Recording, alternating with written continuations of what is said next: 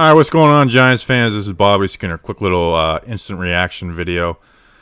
Sorry some of the stuff has been put up late. With Monday Night Football, was up till 3 in the morning doing stuff, and they didn't put the All-22 out until like 7 o'clock on Tuesday night. And then I was like, you know what? I'm going to pay attention to this election stuff. You know, it only happens once every 4 years. It was up till 4 in the morning.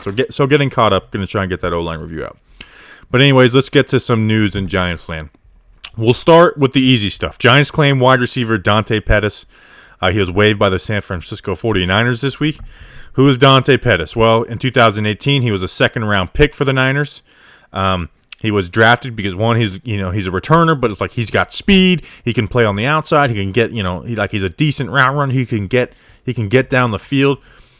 But supposedly, he entered training camp out of shape this year.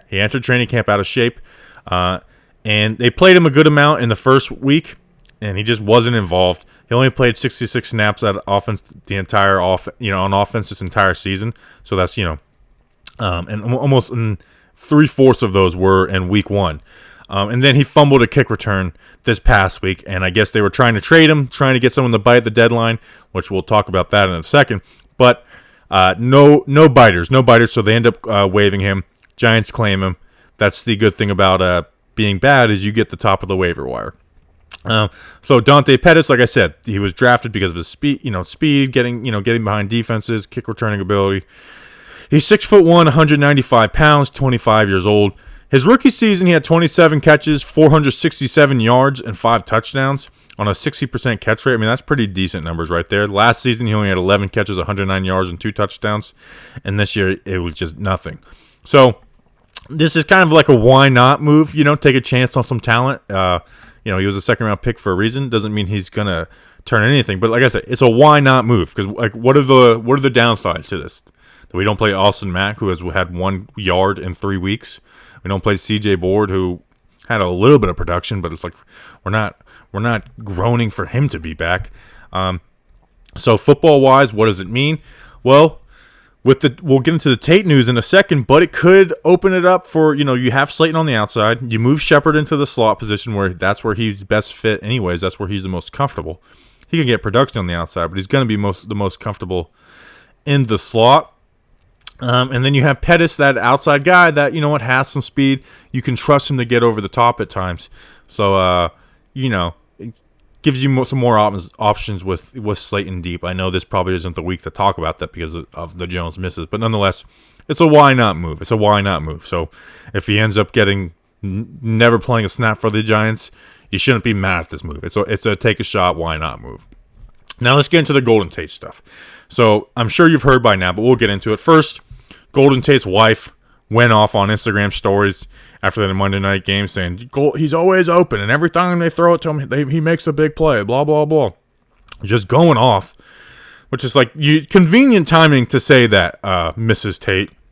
Showtime Tate, because every other game he's played, he has not been open. There's no separation. And the reason why, whenever they throw it to him, it's a big play, is because it's a contested catch. He's never just open. Okay? So there may have been some times he was open on Monday night, but that has not been the case this year. And that's not what you look for in a slot receiver. If Darius Slayton was like, hey, this guy makes big plays on the outside, you got to give him more shots. That makes sense. But your slot receiver is not supposed to be go deep, let's make a contested catch. That's not what a slot receiver is. Okay, so you're not going to get the targets because Darius Slayton is going to be, they're going to try and get him the number 1 option. And then Sterling Shepard is better than you, Golden Tate. So now you're the 3rd best wide receiver on the team. And they're going to try and get the tight end involved more than you. So, Golden Tate, where do you expect the targets to come from? Like, that's what you signed up for. You basically signed up to be the number 3 wide receiver on this team. You don't get separation from the slot. So you want to not get separation from the slot position and be like a target getter? That's just unrealistic. So, anyways, I can't be mad at the guy for wanting to get more targets, though. That's human nature. And like, okay, it's his wife. But then there's a tweet. Oh, and on Monday he had 2 catches. The first catch, he looks at the sideline and yells, "Throw me the damn ball!" And then when he gets his touchdown, looks into the camera and says, "Throw me the damn ball." Same thing. So it's a pain in the ass. And then somebody, I'll give him credit, at Jack Corey at _coach_Corey says, at Giants, please cut Showtime Tate. Golden Tate likes that tweet. Well, maybe they will, but they had to have tried to trade him. I mean, if you ask anybody, who's the one player on the Giants, even when Marcus Golden was on the team, that you would like to be traded? Golden Tate. And no one would have been mad if they got, well, someone would be mad because everyone gets mad at everything. No one would have been mad if they would have got a 7th-round pick in return. And if they're looking to replace you, and they're definitely not bringing you back next year, I'm sure they looked. I'm sure they tried to get someone to bite on a 7th-round pick. Nobody wants Golden Tate on that contract. So that's got to be frustrating for the New York Giants now that this is all happening. It happens at 1-7. And then, because of all this, basically, he was suspended from practice today. They basically sent him home. It was disciplinary. Joe Judge didn't say flat out it was disciplinary, but he hinted at it and, didn't really just, he keeps things in-house, which I do like that about Joe Judge. So frustrating on Golden Tate's end. Why aren't you complaining about separation in week 3, Golden Tate? So, when you're 1-7, these type of things happens.